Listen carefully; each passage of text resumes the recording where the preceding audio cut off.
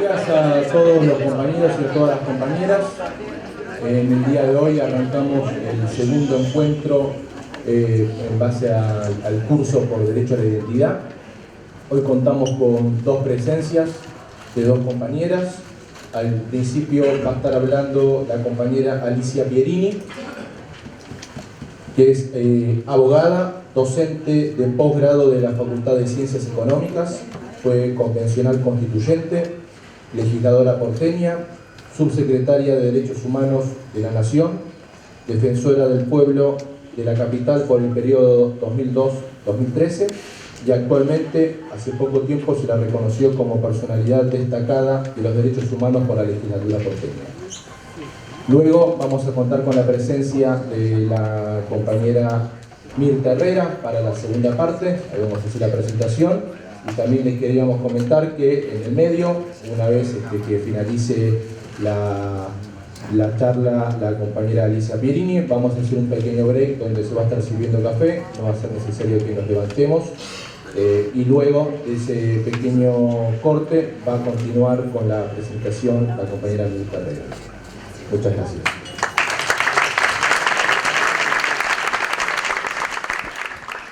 Muchas gracias, buenos días a todos y todas las compañeros que están acá. Para mí es un gusto trabajar no solamente en los temas de derechos humanos, sino poder compartir con quienes están en este momento llevando adelante las cuestiones, los problemas y los acontecimientos de la época, poder conversar un poco acerca de, en parte, la historia, las vicisitudes que hemos tenido a lo largo de los 30 y tantos años de democracia que llevamos, quizás algo de lo anterior, y por eso, charlando con Mirta Herrera, resolvimos que primero hablaba yo para poder hacer el camino recorrido y los temas más específicos respecto de la Comisión Nacional por el Derecho a la Identidad y el Derecho de la Identidad en sí mismo, van a ser los temas que va a trabajar Mirta a continuación. O sea que hemos dado vuelta, como siempre en derechos humanos, nos planificamos las cosas, pero después la realidad hace que cambiemos algo. Y eso está bien, porque se trata en este caso de poder plantear cómo empezamos, cómo hicimos un camino, con avances, con retrocesos, pero más avances que retrocesos. Y la verdad que vale la pena poder comentarlo.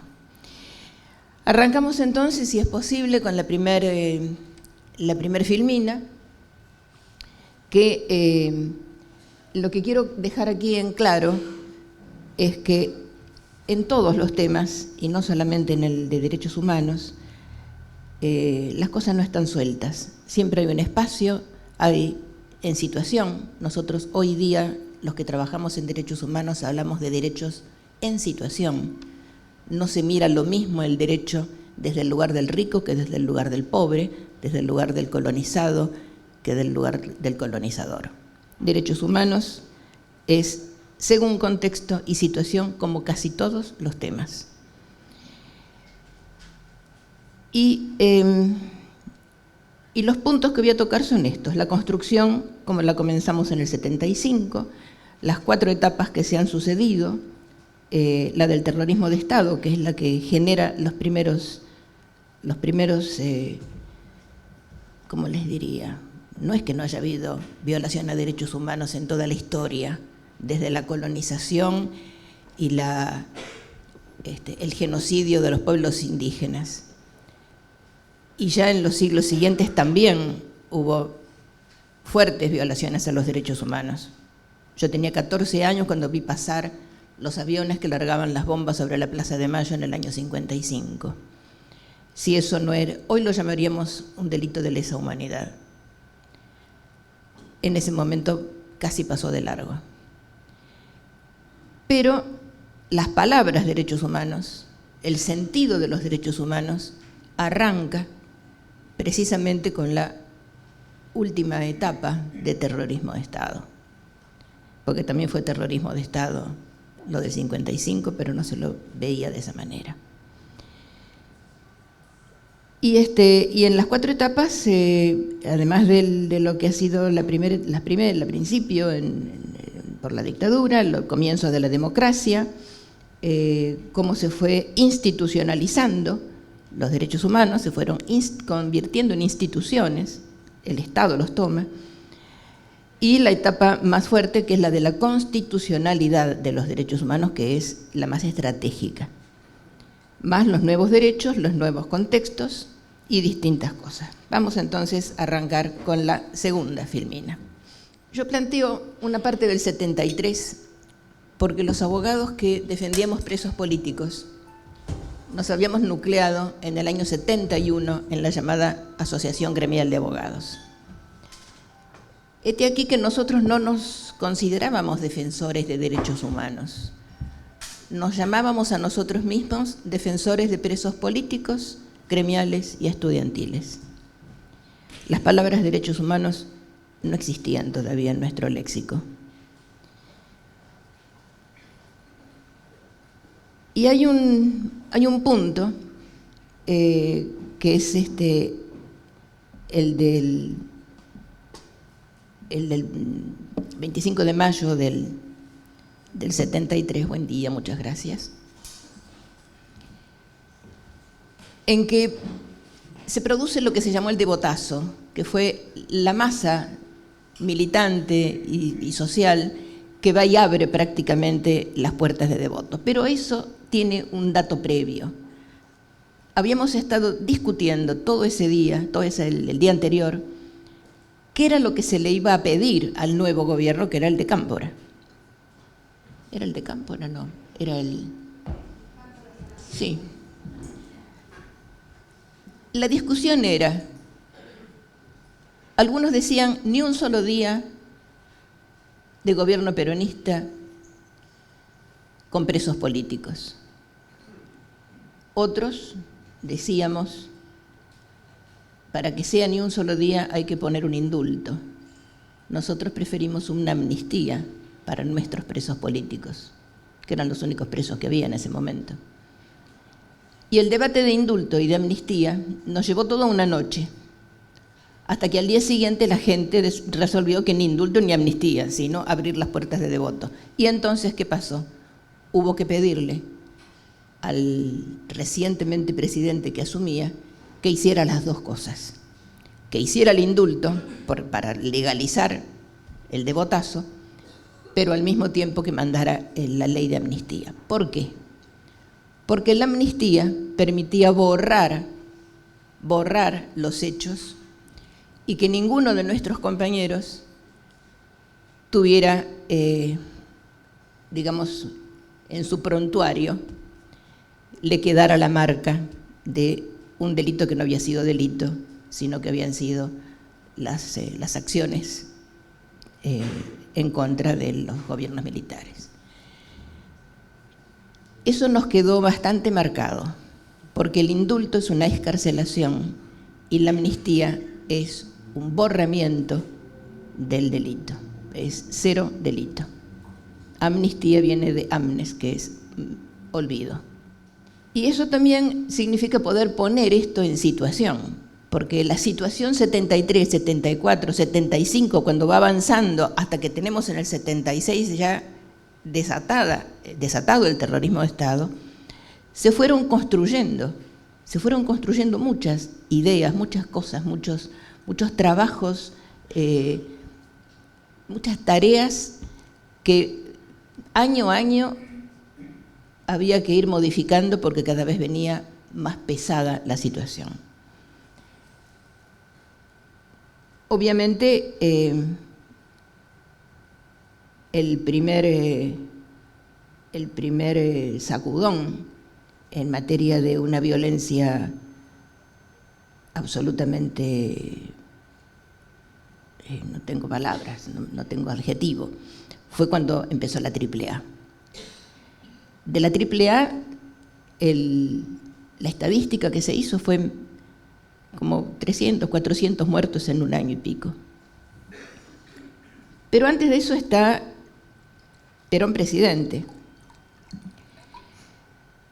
Y el discurso de Perón, que hoy leemos como uno de los discursos estratégicos más importantes, y que lo lo emula de alguna manera el Papa Francisco, cardenal Bergoglio, cuando estaba acá.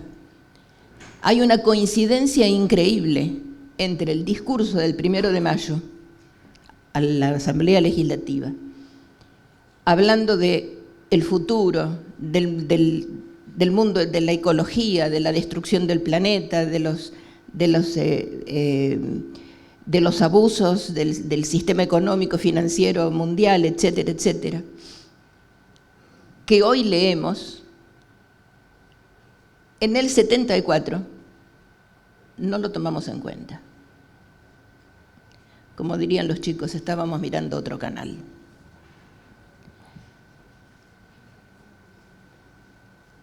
La muerte de Perón desata la AAA. Todavía no hablábamos de derechos humanos. Sin embargo, por primera vez empieza a entrar la palabra derechos humanos y empiezan a crearse los primeros organismos en el año 75. En el año 75 se crea la PDH. La PDH que les cuento, se funda en diciembre del 75 en la Casa de Nazaret y se basan en la Declaración Universal de los Derechos Humanos. Yo les aclaro que nosotros, los de esa generación, no habíamos estudiado ni la Declaración Universal en la Facultad de Derecho. No existía derechos humanos en la Facultad de Derecho. Por eso nosotros no hablábamos de derechos humanos ni en el 71, ni en el 72, ni en el 73. Derechos humanos empieza cuando viene de afuera. Viene de afuera de organismos, sobre todo organismos europeos, que empiezan a plantear el tema de derechos humanos. Y el primer organismo es en el año 75, diciembre del 75, que ya vislumbran cómo viene la mano de las Fuerzas Armadas organizándose para lo que fue después la gran etapa del terrorismo de Estado. A esa fecha ya había habido por lo menos 600 muertos y varios desaparecidos. La PDH se compone de religiosos y de políticos. Uno es Alfonsín, otro es Alfredo Bravo, Oscar Allende, entre los políticos, religiosos como de Nevares, el Gattinoni, Miguel Bonino, los metodistas. Luego se le agrega Miñone, Augusto Conte, Aldo Echegoyen, Marshall Meyer. Es el primer organismo. El movimiento ecuménico, al que yo pertenecí después de regresar al país, también en diciembre del 75 empieza a ver, vislumbra cómo venía la mano. Y el primero que da un discurso importante en la Catedral de Quilmes es el obispo Novak, que declara la solidaridad con los presos políticos y con los que ya estaban siendo muertos y desaparecidos. En febrero del 76, a raíz del asesinato de 2 sacerdotes, se funda el movimiento ecuménico por los derechos humanos y en julio del 76 ya se formaliza. Lo integran al principio Pérez Esquivel, Gattinoni de Nueva, Pepe de Luca, los abogados Pimentel y el abogado Frugoni Rey, que va a ser después el segundo subsecretario de Derechos Humanos de la Nación. El MED estaba constituido por 8 iglesias cristianas. Todavía no había organismos de familiares, de organismos de víctimas.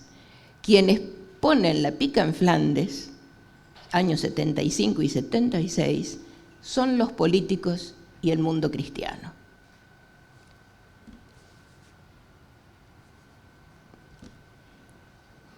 Los organismos de víctimas, que empiezan siendo madres y abuelas, se crean en 1977. Y el CELS se crea después de la venida del grupo de la OEA a la Argentina. Cuando viene la OEA y recibe a los familiares. Y lo crea Emilio Mignone. A esa fecha viene la OEA porque quiere venir, porque Argentina no estaba incluida todavía en el sistema interamericano de los derechos humanos. Argentina no había ratificado el Pacto de San José de Costa Rica, pacto que se firmó con los países de América en el año 1969. Y nosotros, que estábamos mirando otro canal, no nos dimos cuenta que en el 73 hubiéramos podido ratificar el Pacto de San José de Costa Rica, hubiéramos tenido más respaldo del sistema interamericano, hubieran tenido las abuelas la posibilidad de ir al sistema interamericano a denunciar el robo de los chicos, y tuvieron que ir a la ONU, tuvieron que ir a Europa, porque no teníamos presencia en el sistema interamericano. Y eso es una autocrítica que como generación tenemos que hacerla, porque nosotros estábamos en ese momento trabajando como abogados defensores de presos políticos, estábamos en la lucha por los derechos, que no los llamábamos derechos humanos, y no entendimos ni los discursos democráticos, ni tampoco entendimos que existía un pacto internacional, interamericano, con sistemas de garantía, con la Comisión y la Corte Interamericana, y no nos enteramos de eso.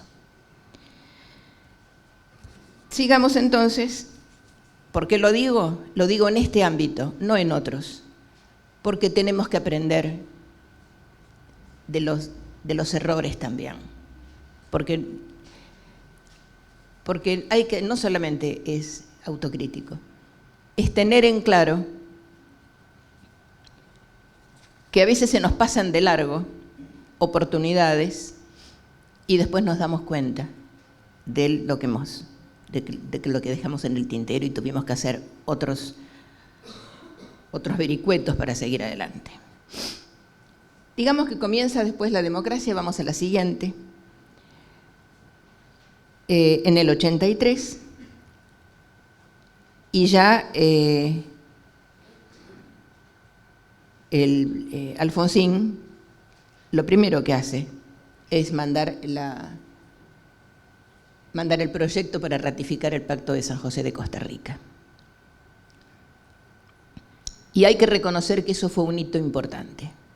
Por ahí no se vio al principio, pero ha sido un hito muy importante, porque ingresar al sistema interamericano de los derechos humanos nos ha servido a partir del 83-84 para muchísimos temas, y al día de hoy todavía sigue siendo un espacio importante para el debate y porque ahora el sistema interamericano de derechos humanos no es solamente el pacto, sino que también es la hermenéutica jurídica de la Corte Interamericana. Las sentencias de la Corte son para nosotros hoy, porque son juristas en serio, es para nosotros una de las materias que trabajamos cuando hacemos reuniones con jueces, con fiscales, con defensores. Y también tenemos que reconocer que Argentina tiene varios casos en los que ha sido sentenciada por la Corte Interamericana, pero eso es para otro momento. Hay que reivindicar esa ratificación del Pacto de San José, que fue votada por unanimidad en ambas cámaras. Se crea también en ese momento la CONADEP, la famosa CONADEP. Acá están algunos datos que quise poner porque como estamos trabajando sobre el tema de abuelas, de los chicos, de la CONADI, ya había bastantes datos en el esfuerzo que hizo la CONADEP. Otro tema que hay que reivindicar como un hito importante. La CONADEP trabajó durante 9 meses y en 9 meses hizo un informe espectacular que hasta el día de hoy seguimos revisando.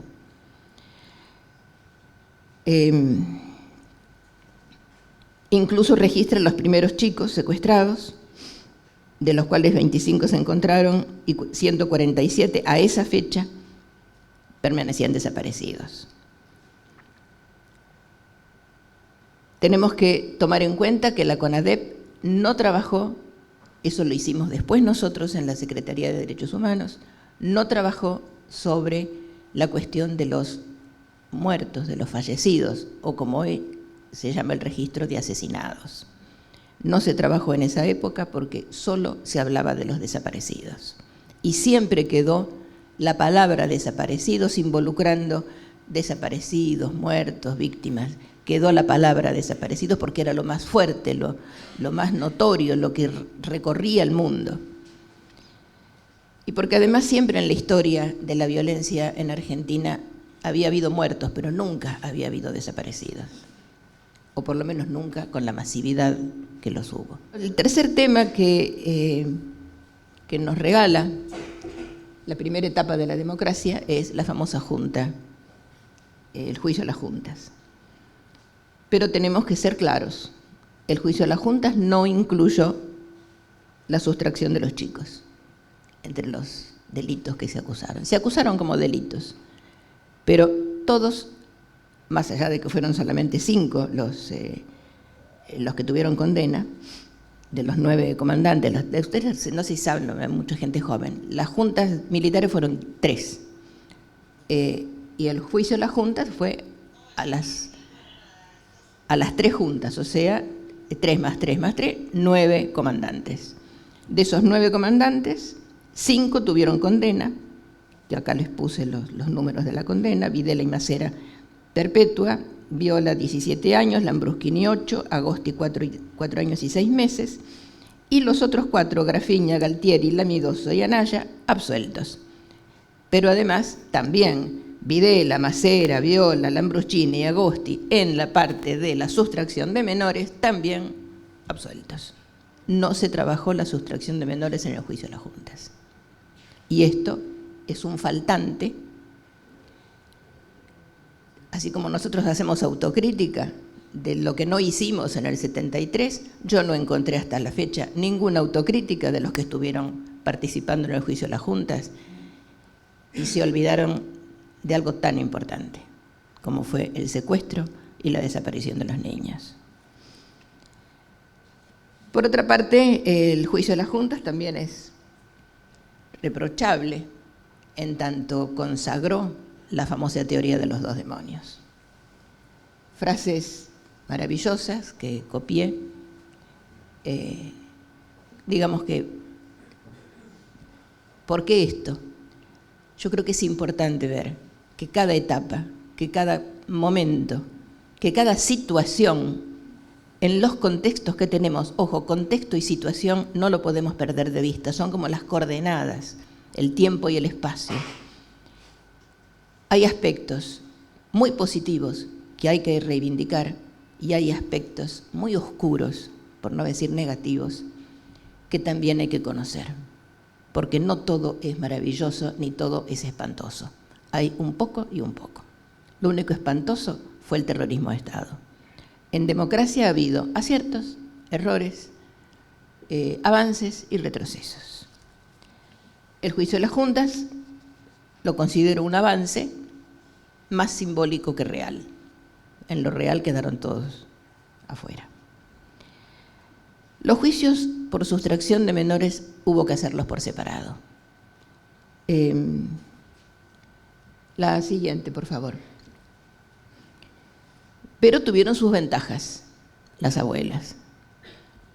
No le cupo a los juicios que habían empezado por la aparición de los chicos, no les cupo ni el punto final, ni la obediencia debida.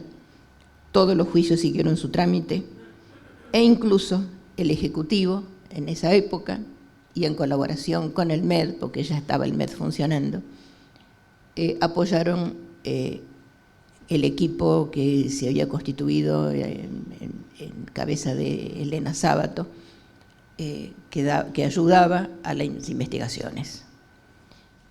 La institucionalidad de los derechos humanos y la constitucionalidad las quiero trabajar por separado, porque es distinto, es muy distinto.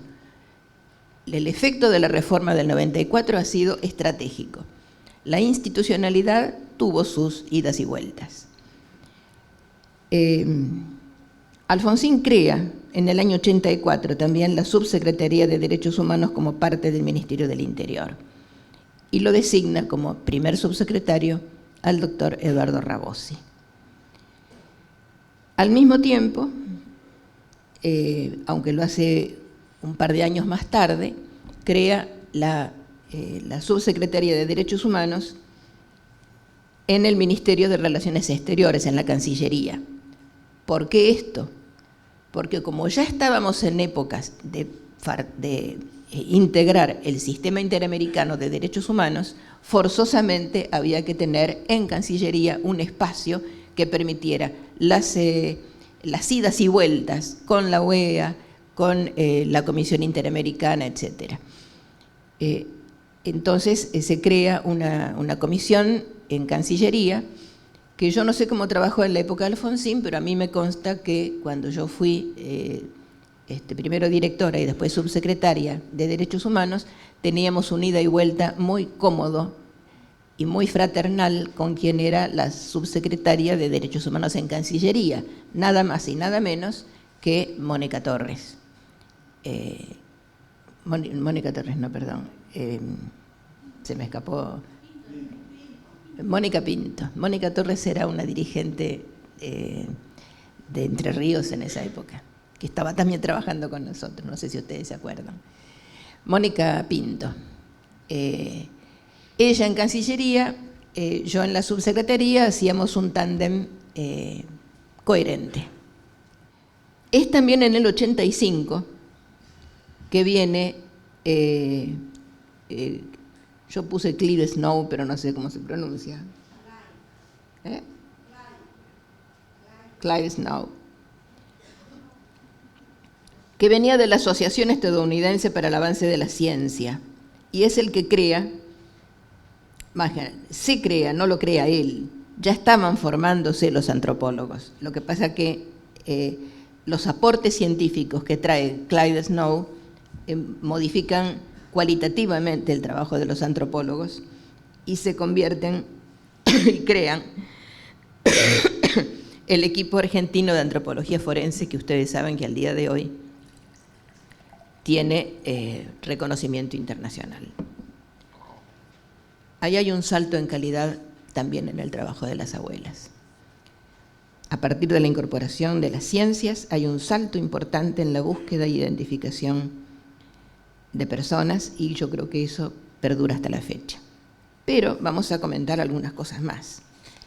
El equipo de antropología forense, un equipo muy joven y muy bien preparado, como no tenían dónde ubicarse, se ubican dentro del movimiento ecuménico. Año 85, 86, estábamos todos juntos, almorzábamos todos juntos, los que estábamos viendo cómo resolvíamos el retorno de los exiliados, que no lo pudimos resolver hasta después del 89, y se afincan en la sede del MED, del Movimiento Ecuménico.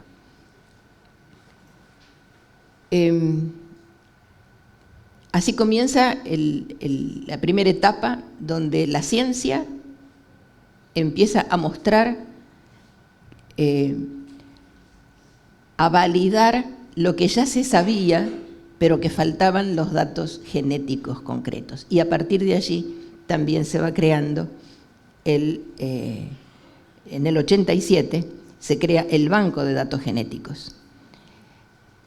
Banco de Datos Genéticos en el Servicio de Inmunología del Durán, gratuito, y que al día de hoy subsiste, que ha permanecido durante estos 20, ¿cuántos años son? A ver, del 87 a la fecha, 97, 2010, 30 años. Van a ser 30 años. Con fondos de nación y con fondos de ciudad, que en ese entonces no era la ciudad autónoma, era la municipalidad, fondos municipales. El Hospital Durán es un hospital municipal. Y si bien en el 87 se crea el Banco de Datos Genéticos, se tarda mucho en la reglamentación que después tiene modificaciones. Pero aquí vamos al contexto. ¿Por qué se traban las cosas en el 87? Porque empiezan los levantamientos militares. Empieza Semana Santa es en el 87. Los levantamientos militares de Semana Santa no solamente modifican el esquema político, también perturbaron el campo de los derechos humanos, que venía de a poquito creciendo y se venía trabajando bueno, lo mejor posible dentro de lo que era la primera etapa de la democracia. Montecaseros, se les decía, Semana Santa, Montecaseros, Villa Martelli en el 88, y el copamiento de la Tablada, que ya no es de los militares, sino de un grupo que nos deja a todos, no sé cómo decirles, nos deja sin libreto, no sabíamos qué hacer. Yo formaba parte del movimiento ecuménico, del grupo de abogados, efectivamente. No tanto grupo, éramos Furgón y Rey, yo y uno más. Y en ese momento yo estaba en Cuba, era el 30 aniversario de la declaración, el aniversario de la Revolución Cubana. Y me llaman por teléfono y me dicen, no vuelvas, hay un levantamiento en la Tablada. O sea, ni siquiera se sabía qué era lo que estaba pasando. Cuando yo me entero, a los 2 días ya se sabía que no era un levantamiento, sino que era un copamiento de un grupo civil, todos asombrados.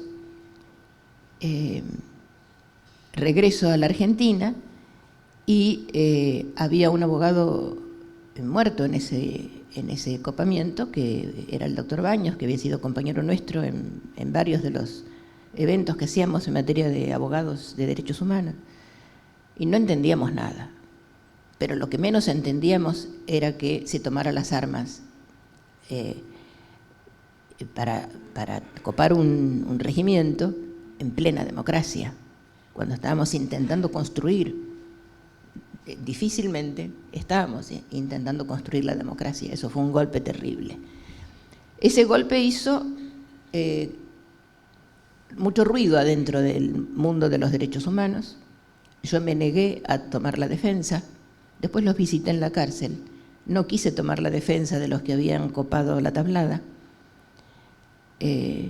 Yo dije que yo defendía presos políticos, pero no defendía a quienes estuvieran en contra de la democracia, y eso era un golpe muy fuerte.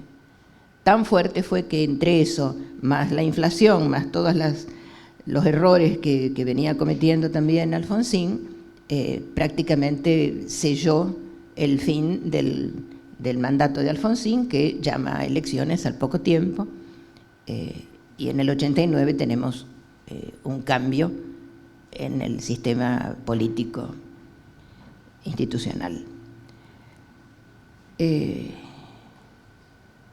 Todavía teníamos a nuestros exiliados afuera, que no podían venir. Nosotros los abogados seguíamos preocupados por eso. Tuvimos dificultades en el mundo de los derechos humanos, porque algunos tomaron las defensas, la mayoría no tomó esas defensas de los muchachos que habían copado, y después yo los visité. Eso, de alguna manera, los que somos de derechos humanos, no sé cómo decirlo,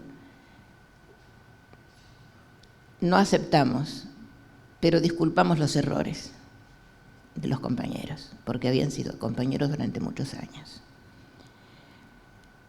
Por su parte, Alfonsín va terminando su mandato,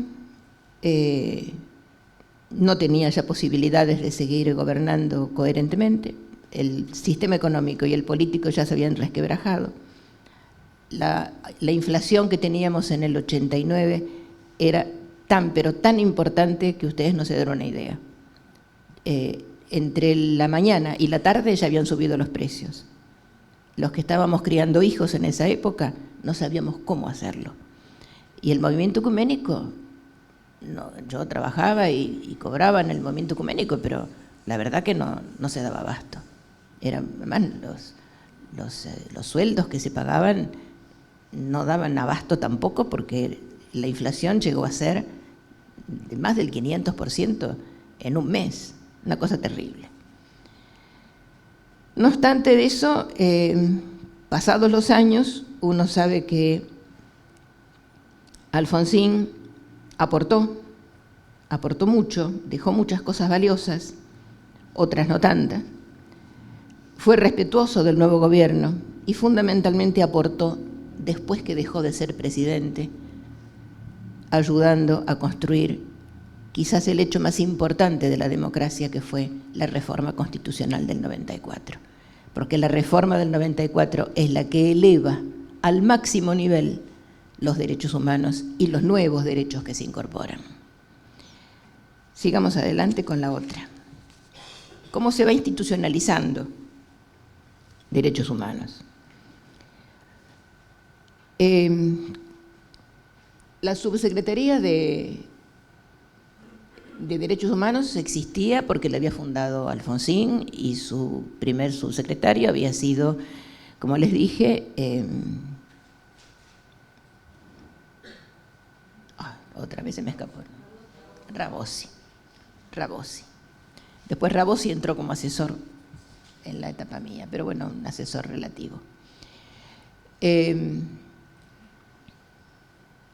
Menem había acordado políticamente para su campaña con la Democracia Cristiana, con otros partidos chicos, pero fundamentalmente la Democracia Cristiana había acordado a su vez que quería las áreas sociales y de derechos humanos. Y Menem cumple y le designa a de Bedia en desarrollo social, o no me acuerdo si se llamaba acción social, creo que se llamaba en ese momento el ministerio, que comprendía también minoridad, familia, etcétera, y designa a Guillermo Frugoni Rey, que era dirigente de la Democracia Cristiana y era nuestro jefe jurídico en el movimiento ecuménico.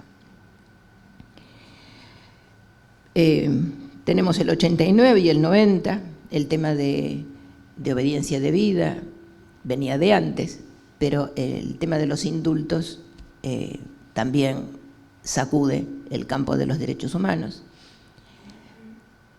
Allí los que éramos abogados de presos utilizamos los indultos para que vinieran nuestros compañeros que estaban en el exilio, y en el 90 vuelve la gran camada de compañeros que no habían podido entrar, porque el indulto los favorece. Recuerden ustedes que la teoría de los dos demonios era un indulto para uno y un indulto para otro. En este caso, los 60 compañeros que teníamos exiliados, había muchos, pero los que estaban con proceso eran alrededor de 60. Yo trabajé en ese momento con Giudice Bravo, un compañero importante en el campo de derechos humanos, que después fue subsecretario de Justicia, y trabajamos para limpiar las fichas de los compañeros y que aprovecharan el indulto. O sea que no hubo mal que por bien no viniera, pero lo cierto es que el indulto tuvo un rechazo absoluto por parte de la sociedad, y nosotros mismos, aún estando en el Estado y trabajando para nuestros compañeros, fuimos a la marcha contra el indulto. Pero bueno, fuimos porque acompañamos a la sociedad, que realmente no se bancó el indulto. ¿Por qué?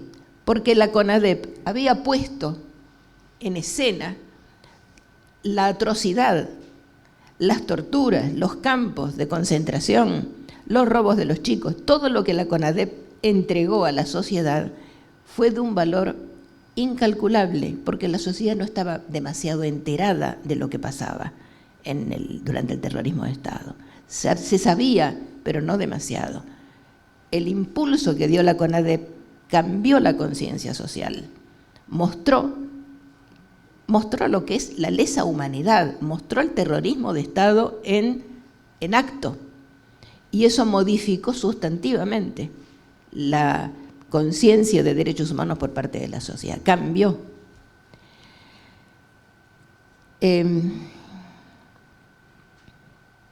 Este aquí que Frugoni Rey,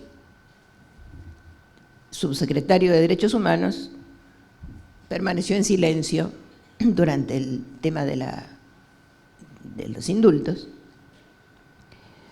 Estuvo todo el 89, estuvo todo el 90, pero a fines del 90 comienza el tema de la reforma del Estado, y en esa reforma del Estado, el Estado con una gran estructura, un gran organigrama, la subsecretaría, que dependía de un secretario y del ministro, en ese momento creo que era una subsecretaría que dependía directamente del ministro, la subsecretaría pasa a ser dirección general, que es menos que una dirección nacional. Digamos, baja el nivel. Y eso no lo ve, no lo soporta el doctor Frugoni, un gran dirigente, pero decide renunciar. La renuncia de Frugoni hace que Menem busque, también en el movimiento ecuménico, siguiendo la línea del principio, le pide al movimiento ecuménico, a través de su ministro, que es el primer ministro de Menem, es Mera Figueroa. Le pide a Mera Figueroa que le pida al movimiento ecuménico un reemplazo para ocupar la entonces Dirección de Derechos Humanos. El movimiento ecuménico me designa a mí, no sin debate interno, no sin debate interno. El espacio católico, con Novak, con de Nevares, etcétera, que siempre había aportado al Estado en democracia, están de acuerdo y validan que vaya una abogada que venía con su historia desde la gremial, etcétera.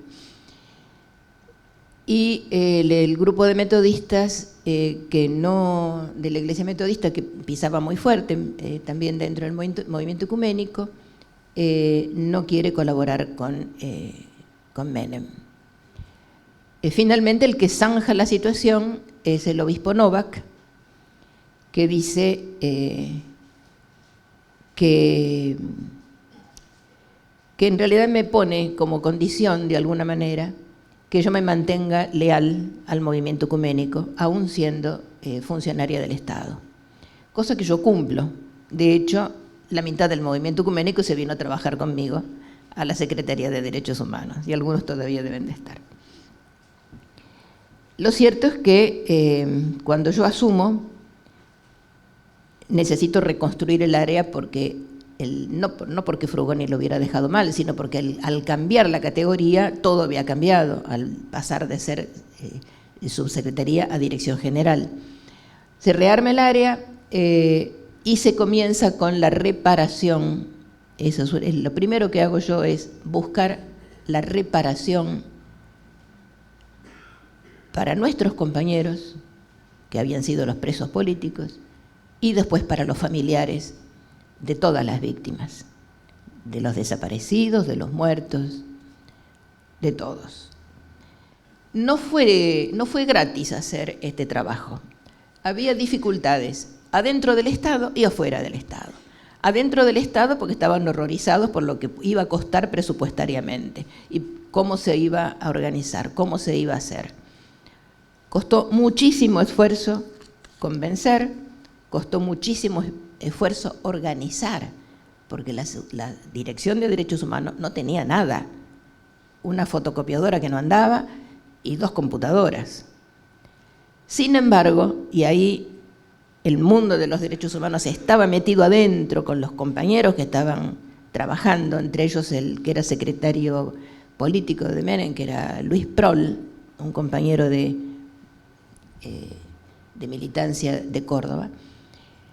Me busca y me consigue computadoras de otros lugares, y así en varios ministerios nos mandan computadoras a la entonces Dirección de Derechos Humanos para poder empezar a hacer los listados de los compañeros presos, buscar el listado de los presos, para poder reivindicar a todos los que habían salido, sí, habían salido, pero estaban todavía sin encontrar ni trabajo, ni ubicarse en la sociedad, pero fundamentalmente la idea era: el Estado tiene la obligación de reparar a quienes han sido violados en sus derechos humanos. Y por primera vez aparece la línea de que el Estado, como garante de los derechos, es el que debe reparar los daños ocurridos. Y digo que no fue fácil porque tuvimos alguna oposición, no de los organismos en general, pero sí de madres. Y yo había recorrido todos los organismos explicando por qué la reparación era un hecho de sanación, de alguna manera, de lo que había sido el sufrimiento en las cárceles. Bueno, que en realidad era tapar con dinero lo que había ocurrido, etcétera, etcétera. No estaba claro que es parte del mundo de los derechos humanos pensar en la reparación. El sistema interamericano de derechos humanos hoy hace reparaciones mucho más amplias de las que empezamos a hacer nosotros en el 89, en el 90, en el 91, en realidad, porque yo entro en el 91. Había habido un grupo de expresos que habían ido a la Comisión Interamericana y que estaban desde la Comisión Interamericana pidiendo reparación. Y los organismos cooperaron, sobre todo familiares. No solamente vino a trabajar a la entonces dirección compañeros del Movimiento Ecuménico, que era mi organismo de procedencia, sino que también vinieron de familiares. Y familiares fue un apoyo importantísimo para poder seguir manteniendo prácticamente no teníamos con qué pagarles, no había sueldo, no había presupuesto todavía, hasta que se consiguió el presupuesto y poder hacer la orgánica. Había militancia de derechos humanos, eso se había construido en los primeros años, se había construido, era eficiente y había un pacto de ética y de honestidad que ni siquiera hacía falta mencionarlo.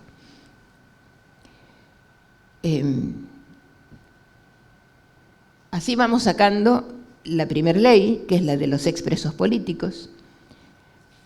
La segunda ley, que es estratégica, porque las familias de los compañeros muertos, desaparecidos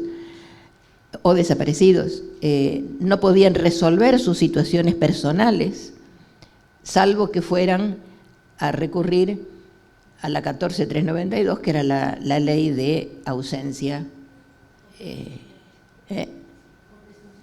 presunción de fallecimiento. Y allí yo me oponía terminantemente a que se hablara de presunción de fallecimiento, porque el desaparecido no lo dábamos por muerto, lo dábamos por un vivo a buscar todavía, nada de muerto, no aceptar, y las familias tampoco lo querían aceptar. Entonces ahí iniciamos el proyecto de la que luego es la ley 24321, creando la figura de desaparición forzada. La figura de desaparición forzada costó meses de recorrer a los jueces para que entendieran que tenían que tomar el acta de la desaparición forzada para poder iniciar las sucesiones, las filiaciones, etc. Para que pudieran seguir, funcionando legalmente las familias. Costó, pero se hizo. Y finalmente se crea la 24411, todo en seguidilla, el 91, el 94, para los familiares de muertos y desaparecidos, ya ahí con la idea de tener no solamente el archivo de la CONADEP, que solo tomaba desaparecidos, sino también tomar fallecidos o asesinados, porque eso nos permitía armar el espacio completo de la victimización del pueblo en los años del terrorismo de Estado. De ahí sale lo de los 30.000, porque se suma lo que hay, se suman todas las víctimas, y siempre quedó la palabra de desaparecidos como la palabra magna, que es la que de alguna manera seguimos manejando. Otras leyes han sido importantes. Quiero dejar constancia de que en toda la búsqueda, en todas las investigaciones que se hicieron, los 400 y pico de cementerios que se recorrieron, todos los testimonios, miles y miles de testimonios, que los tengo acá creo en la otra filmina. Con todo eso pudimos ampliar el archivo de la CONADEP, el archivo más precioso, más bien hecho. Ampliarlo, yo lo recibí con 40.000 fojas y lo entrego cuando termino la función con 250.000 fojas, y al día de hoy debe tener más de 1 millón porque han entrado todos los juicios federales y de las provincias. Y dejé también el proyecto de digitalización en el compañero Rapetti, que sigue siendo el que maneja la digitalización. ¿Ah, no está más? Bueno, estuvo durante muchos años. Él hizo el proyecto y quedó a cargo de la digitalización de los archivos, que hoy es el Archivo Nacional de la Memoria. Vamos a la siguiente.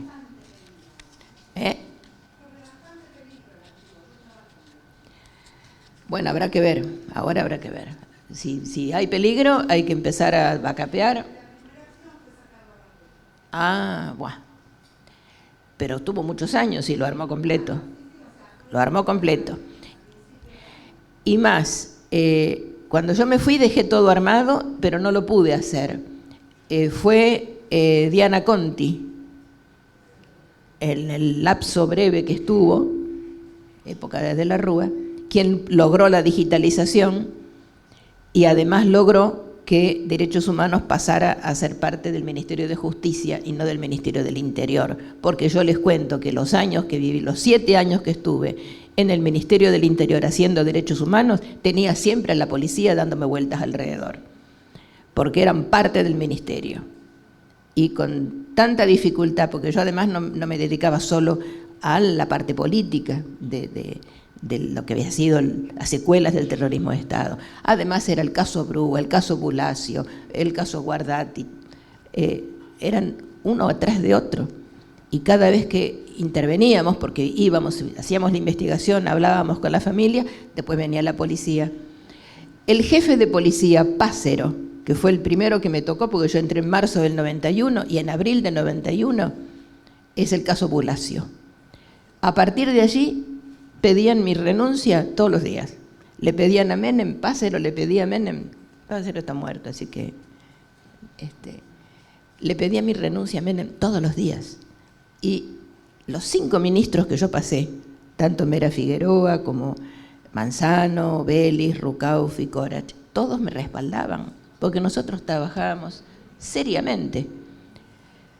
Lo que pudo hacer Diana Conti, que fue pasar Derechos Humanos a Justicia, que es donde debiera haber estado siempre, y haber logrado la digitalización, aunque estuvo muy pocos meses, esas dos novedades son muy valiosas, y yo se las reconozco plenamente. Esto es parte de todo lo que se hizo, es parte. No solamente todo lo que se agregó, todo lo que se investigó. Yo me recorrí todos los países que pude y hasta hace muy pocos años le pedí en su momento al entonces padre Bergoglio que le pidiera a la Catedral de San Pablo los archivos del cardenal Arns de Brasil, porque ahí estaban los archivos de Clamor. Nosotros teníamos una copia. Esos archivos vinieron digitalizados, me los entregó Bergoglio y yo se los entregué al Archivo de la Memoria. Con esto lo que quiero mostrar es, los que venimos de derechos humanos, tenemos una porción de vida en el Estado, pero después seguimos haciendo derechos humanos. porque afortunadamente en el Estado siempre hubo gente del campo de los derechos humanos, siempre. Cuando toma Eduardo Luis Duhalde la secretaría, él había sido uno de los abogados con los que habíamos estado aprendiendo en los tiempos del 70 y no me acuerdo cuánto, 72, 73, en la gremial de abogados, cuando teníamos el Camarón, y Ortega Peña y Duhalde fueron nuestros maestros, sobre todo Ortega Peña, un maestro inolvidable. Esto es, esta continuidad, esta profundidad que da la continuidad, es un valor que hay que tomar en cuenta también. Vamos a pasar los siguientes rápido, porque de la CONADI yo voy a hablar muy poco, puesto que mi compañera Mirta lo va a hacer en un ratito. Voy a contar, sí, la parte anecdótica de cómo se crea la CONADI, que esa la sé, porque esa la hice. En las charlas con los organismos, que yo me veía muy seguido con todos, un día Estela me dice que están pidiendo audiencia con Menem y que nadie les da bola. Yo le pregunto a quién le había pedido, y le había pedido a uno del equipo de Menem, que no era precisamente amigo de los derechos humanos. Entonces le digo, bueno, déjenlo, que vamos a buscar por otra vía la posibilidad del encuentro. Y la otra vía fue la que entonces era secretaria de Acción Política, que era Claudia Bello. Ya estábamos en tiempos de ministerio de Manzano. A Manzano tampoco le importaba demasiado el tema. Claudia sí, Claudia va y habla con Menem. Menem pregunta, ¿qué me van a pedir las abuelas? Bueno, vamos a hablar con las abuelas, a ver qué piden. Hablo con Estela, le digo, dame un petitorio más o menos armado para que Menem sepa de qué quieren hablar, qué quieren pedirle. Viene el petitorio, se lo mando a Menem, siempre por la vía de Claudia. Yo no me acuerdo del petitorio, tenía como 10 puntos. Creo que de los 10 puntos, 9 dijo que sí y había uno que no, que tampoco me acuerdo cuál es. Lo cierto es que con la respuesta de Menem, las abuelas insisten que sí, que quieren la audiencia, y Claudia se encarga de organizarla. Esto se hace rápidamente y se hace una tarde muy cordial en Olivos. Vamos todos a Olivos con el ministro de turno. Van, si yo mal no recuerdo, son 3 abuelas, pero pueden que hayan sido más. No me acuerdo. Participa el ministro, sí. Y sí me acuerdo que es el 15 de julio, porque hacía un frío de la gran flauta. Menem las recibe, acepta el petitorio, se quedan charlando. Y en esa charla, Estela le dice, nos parece a nosotros que habría que elevar un poquito a la dirección general, volverla al nivel de subsecretaría. Sí, por supuesto, dice Menem. Y además nos gustaría que estuviera Alicia a cargo de la subsecretaría. Sí, por supuesto. A los 5 días ya teníamos el decreto, la designación, y estábamos otra vez como subsecretaria, habiendo pasado el periodo de dirección general, que en realidad no hubo demasiado cambio, pero sí había cambio en cuanto a la orgánica ministerial. Allí se define la creación de una comisión, que comienza pensándose en una comisión técnica, donde no solamente estemos los de la futura subsecretaría y las abuelas, sino que también participaran los ministerios públicos fiscales, los ministerios públicos. Uno es el de los fiscales y otro es el de los defensores. Como el tema era de niños, fue el tutelar. Así se arma la primer CONADI. Y con otras personas que se suman para cooperar técnicamente. se crea así. Ahí se creó con tres áreas de investigación, tres áreas, la de investigación, la judicial y la genética. Se convierte después en ley, y yo quiero agregar esto último, y es que la presencia, así como el salto en calidad lo dio la ciencia y permitió construir el banco de datos genéticos, y a partir de allí se hacen más identificaciones, hubo otros momentos importantes, que fue la Convención de los Derechos del Niño, donde se puso el tema de la identidad, lo pusieron las abuelas, el tema del tráfico de niños. O sea, hay todo un espacio, un espacio, un sistema en el tema del cuidado de los chicos desaparecidos, los chicos robados, etcétera. Los específicos de la época del terrorismo de Estado, los chicos apropiados. La reforma de la Constitución tiene un dato previo. El dato previo es mucho más importante de lo que sabe la gente. Es el fallo que se estudia como el más importante casi de la democracia. Es un fallo del año 92.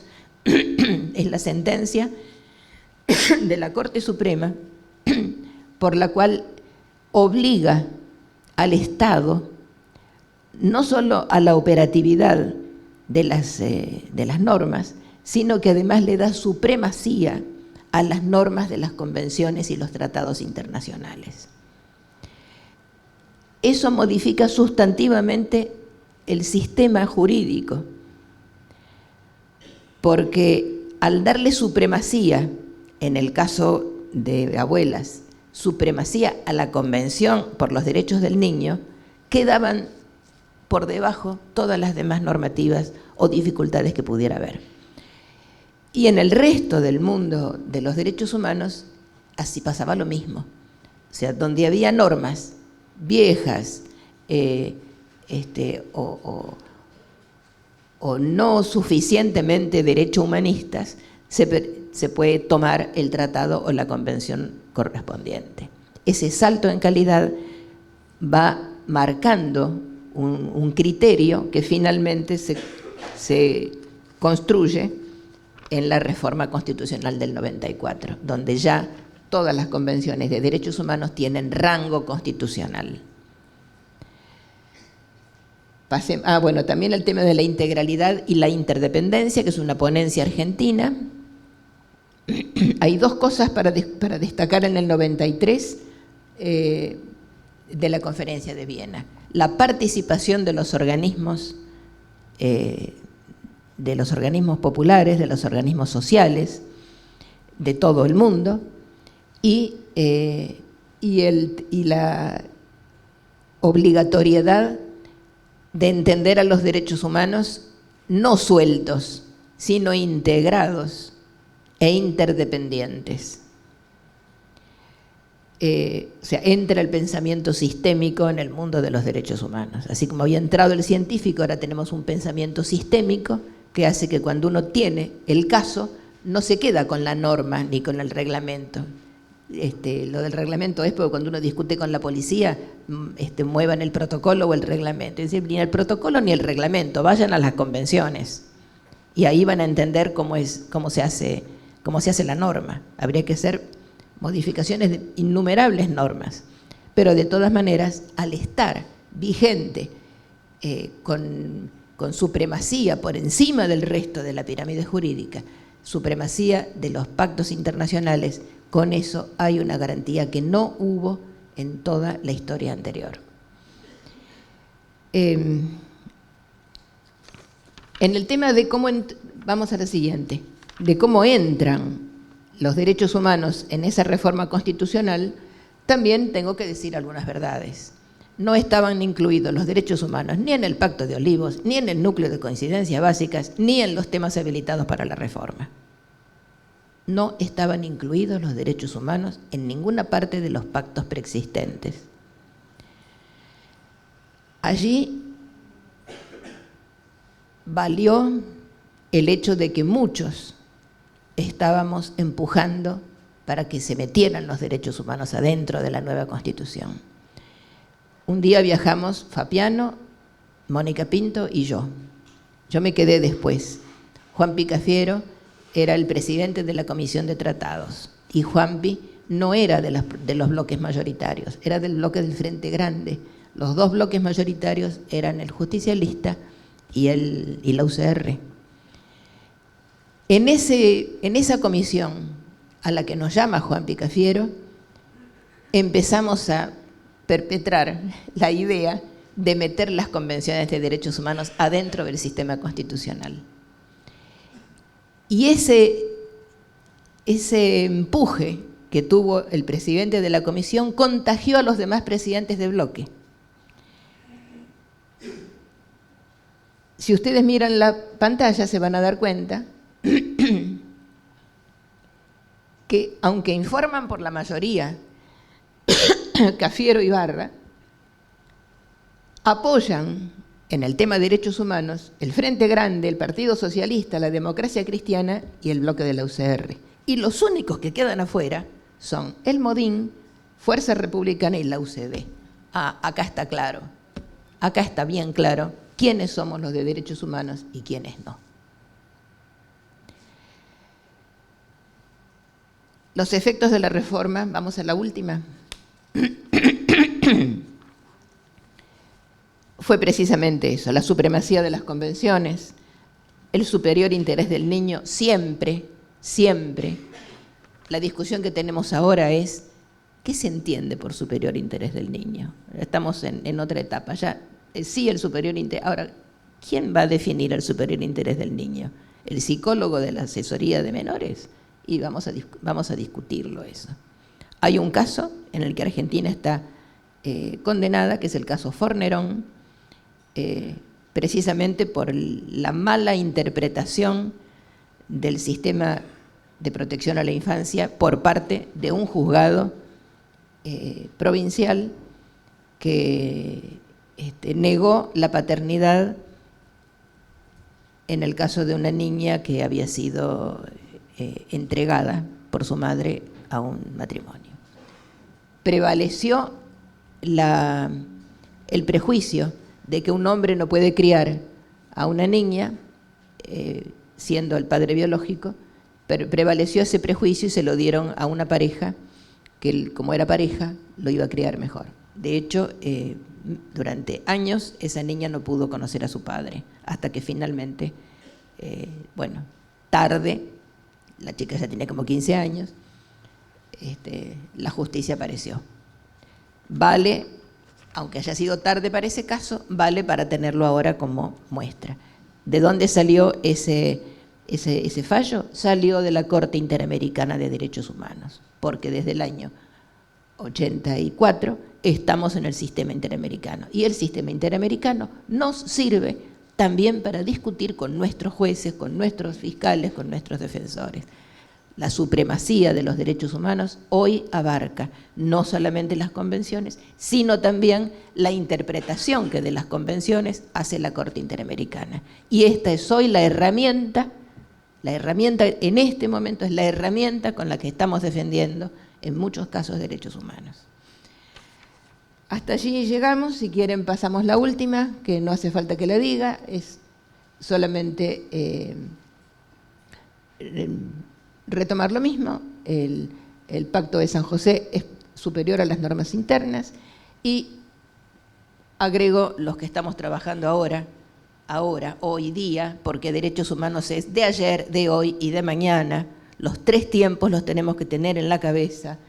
Hoy tenemos los principios de regresividad que no corresponden, los de progresividad que sí son los positivos. O sea, el principio de progresividad es que siempre hay que estar un poco mejor y no estar poco peor. El principio de no regresividad y todos los demás principios de garantía que hoy tiene el sistema interamericano de derechos humanos y nuestro sistema constitucional. Hemos hecho a lo largo yo tengo 50 años de abogada, de los cuales 50 trabajé 40 en derechos humanos. Tenemos un recorrido que realmente tiene más de positivo, más de avances que de retrocesos. Y de esto tenemos que estar contentos y seguir adelante, obviamente.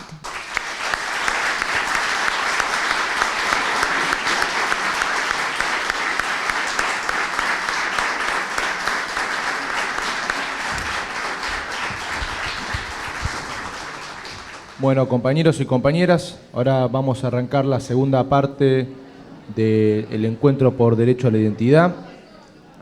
Ahora contamos con la presencia de la compañera Mirta Herrera, que integra el equipo de abogados de la Subsecretaría de Derechos Humanos desde su creación en el año 1992. Entre 1994 y 2002 fue abogada en jefatura de gabinete de ministros y desde el 2003 a la actualidad es abogada de la CONADI. Bueno, veo muchas caras conocidas y la verdad que me gusta la idea de que estén acá compartiendo este espacio y sobre todo la idea fundamental, lo mío no va a ser una exposición filosófica ni nada por el estilo sobre el derecho a la identidad, sí lo voy a tocar, pero lo que me interesa es que se conozca cuál es la labor, qué es la Comisión Nacional por el Derecho a la Identidad y cuáles son los logros y de qué manera trabajamos. Eso es lo importante, que desde acá salgan con una idea, o sea, no que uno vea como una abstracción, que es la CONADI, es el lugar que busca o encuentra hijos desaparecidos. La CONADI es mucho más que eso, tiene muchas más funciones que la localización de los chicos desaparecidos durante el terrorismo de Estado. La CONADI es Comisión Nacional por el Derecho a la Identidad, funciona en el ámbito del Ministerio de Justicia y Derechos Humanos de la Nación. Tiene antecedentes, como Alicia hace rato dijo, la CONADI tiene antecedentes que son a disposición 1328, que crea la Comisión Técnica por el Derecho a la Identidad, que su objetivo era profundizar la búsqueda de aquellos chicos desaparecidos vivos y nacidos durante el cautiverio de sus madres. Con la resolución 1392 del 98, se crea y se establece la composición de la Comisión Nacional por el Derecho a la Identidad, que estaba formada por 2 representantes del Ministerio Público, uno por la Defensoría General de la Nación y otro por la Procuración General de la Nación.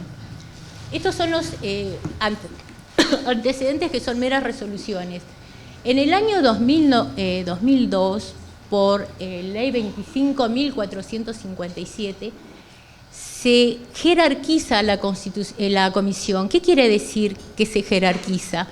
Se la establece mediante un dictado de ley y, como sabemos, todo proceso de ley se forma con acuerdo de las 2 cámaras, con lo cual le da ya una estabilidad. O sea, ¿por qué? Porque una mera disposición se la puede dejar sin efecto, más tratándose de una disposición ministerial. Pero con esta ley ya se la jerarquiza a la comisión. Entonces, cuando se sanciona la ley, ¿qué establece su artículo primero? ¿Cuál es la función y el objeto de la comisión?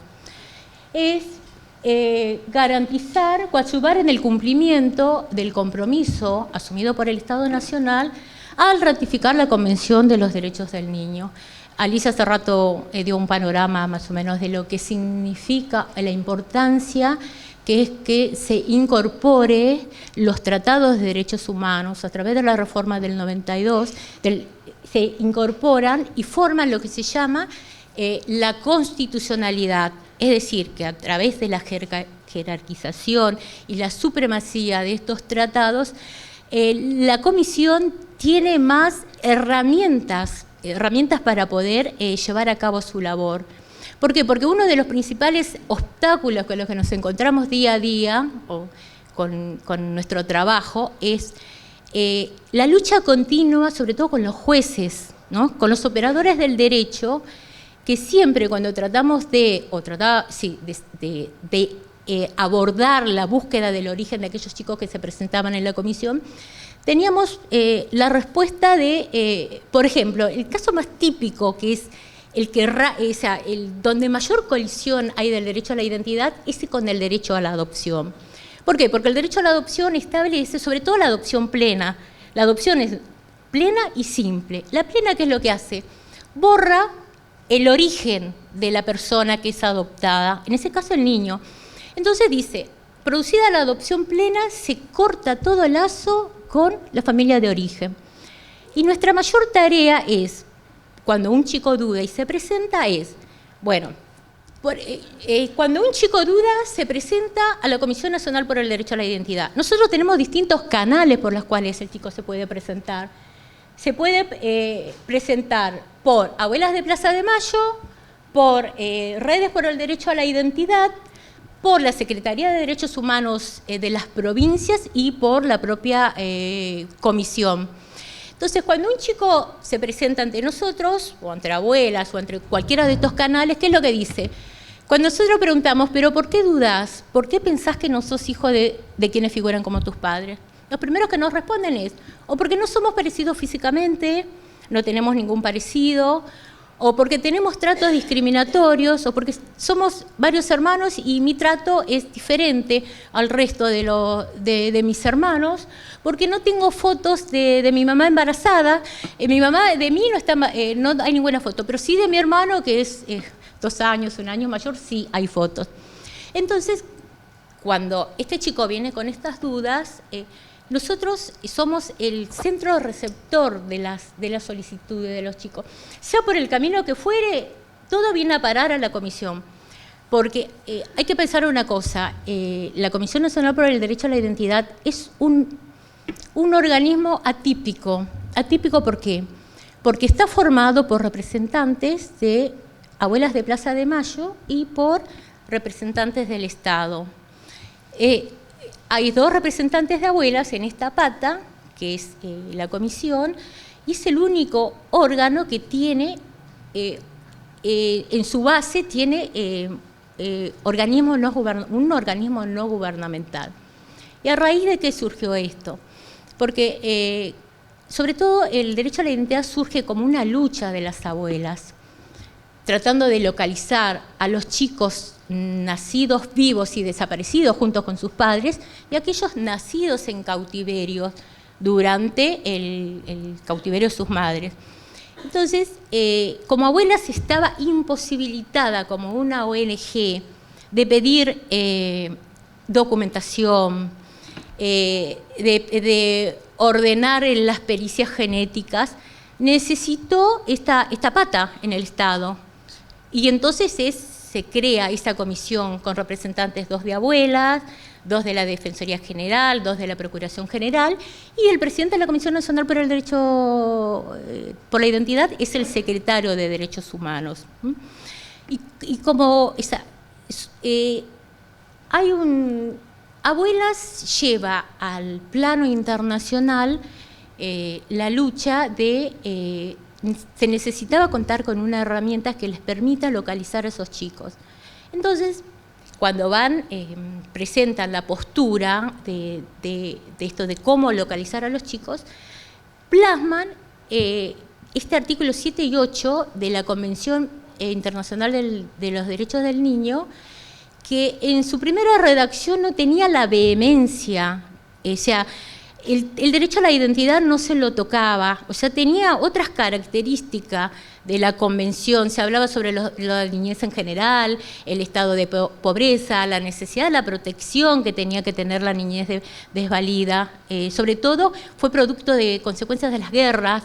Ya hay resoluciones anteriores o disposiciones de Ginebra de 1924, de 1959, que hablan sobre los derechos del niño, del estado de la indefensión en el que se encontraba la niñez. Pero concretamente este derecho a la identidad es producto de las abuelas. Fue defendido con tanta vehemencia que queda plasmado en la Convención de esta manera. Bueno, como lo pueden leer, desde su nacimiento tiene derecho a tomar un nombre, un apellido y una nacionalidad. ¿Por qué? Porque el derecho a la identidad hasta ese momento se consideraba eso, el derecho, ¿cómo nace ante la sociedad? Nace a través de una inscripción. O sea, se plasma ese nexo biológico o esa filiación, que en el derecho a la filiación es el estado que uno tiene a partir de tener los padres, o sea, papá y mamá, pero esa situación se tiene que plasmar jurídicamente. ¿Y cómo se plasma jurídicamente? A través de la inscripción en la partida de nacimiento. Entonces, a partir de esa inscripción, esa persona se convierte en un centro de imputación de derechos y obligaciones y nace a la vida jurídica. Y de ahí es que el menor... podemos adquirir todos los derechos, el derecho al nombre, el derecho a educarnos, al tener una familia. Esta segunda parte del artículo, respetar la identidad, los estados, ¿no se escucha bien? Deben respetar la identidad, deben ayudar a preservar su nombre, su apellido, su nacionalidad, y el caso de que sea privado de su identidad, los estados deben proteger y ayudar a recuperar lo más rápidamente posible. Esa partecita específica fue las luchas de abuelas, porque ¿qué es lo que significa? Que si el Estado como garante de nuestros derechos viola nuestros derechos, tiene que volver a restablecer la situación anterior a la violación de ese derecho. ¿Por qué? Porque si no, incurre en responsabilidad internacional ante los organismos de derechos humanos. Y como ya Alicia explicó, que nosotros, el Estado argentino, ratifica la Convención de los Derechos del Niño a través de la Ley 23.849, a partir de ahí es ley, es decir, los jueces no se pueden excusar bajo normas internas, no poder cumplir con la obligación de garantizar el derecho de identidad del niño. O sea que eso fue una poderosa herramienta de las cuales se valen los jueces para restablecer en todos aquellos casos en que el derecho es violado. Eso fue una postura. Y el artículo 7 y 8 de la Convención se conoce como los artículos argentinos. Y a partir de allí reformó toda la legislación, tanto nacional como internacional, porque hacer una cláusula nuestra, producto de la experiencia vivida a través de la dictadura militar, donde desaparecieron chicos vivos, que fueron secuestrados junto con sus padres, y de los niños nacidos en cautiverios, de sus mamás embarazadas y privadas de libertad. Entonces, cuando se plasma en el contexto internacional esta vivencia nefasta, hizo que todo el conglomerado de los países que estaban ahí lo apoyaran y lo adoptaran y más, lo aplican también en las diversas derechos comparados, se aplica este derecho así como lo consiguió abuela. Ahora, lo curioso y lo loco es que el derecho a la identidad no está definido en ninguna norma legal. Es decir, la creación del derecho a la identidad como derecho es una creación doctrinaria y jurisprudencial. Por ejemplo, César Rego, que es un escritor, un jurista, dice que el derecho a la identidad es el conjunto de características y atribuciones que hace que uno sea uno mismo y no otro. Y que ese derecho está muy ligado al derecho a la libertad, porque si uno no sabe quién es difícil, dice, poder abordar un pasado, un futuro, cuando hay una incertidumbre sobre sus orígenes. Y es la creación, como dije recién, jurisprudencial y doctrinaria, que es la que define el derecho a la identidad.